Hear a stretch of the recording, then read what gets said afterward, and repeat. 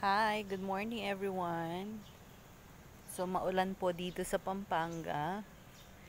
Ah, actually kagigising ko lang dahil nag-travel kami ng around 12 hours from Isabela to Clark, Pampanga. And then kaninang madaling araw, dumaan pa kami sa Clark International Airport kasi mga kasabay namin sa van um, bumaba doon.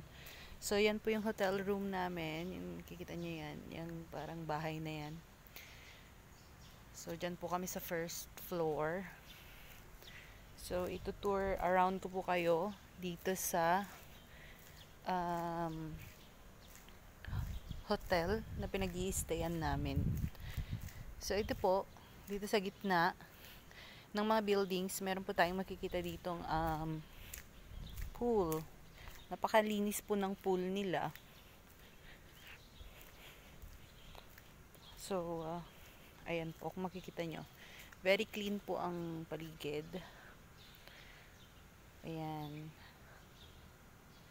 Ang ganda po ng ambience. So, doon po, pwede din pong magstay dyan. Kaso maulan ngayon, kaya ganda sanang maglangoy-langoy kung maaraw siya. So, ayan, marami pong mga buildings yan. Pero, ayan, ito po yung isang malaking building. Sayang lang dahil maganda sanang maligo dito sa pool. Kaso, sabi ko nga, is maulan dito sa Pampanga. Actually, sa Mabalacat, mainit.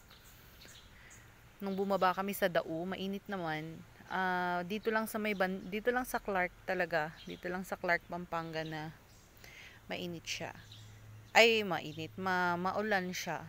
So, we will be staying here for 4 days during the duration of our seminar. So, ayan po. Yung mga kasama ko tulog pa. Pero ako kasi bumawi ako ng tulog kanina. Parang mga 2 oras. So, nakabangon na po ako. And I took the time na ipakita sa inyo itong ating pag-i-stayan for 4 days. So, ayan po. Until next update. Ang pinag-i-stayan po naming hotel is diba nakalimutan ko? Hotel and Resort Los Casas Hotel and Resort. Sige na nga, ito around ko. Ayan. Ganda sanang mag-swimming, oh. So, dito po yung kabilang building. More rooms pa po ito. Let's tour around. Ayan.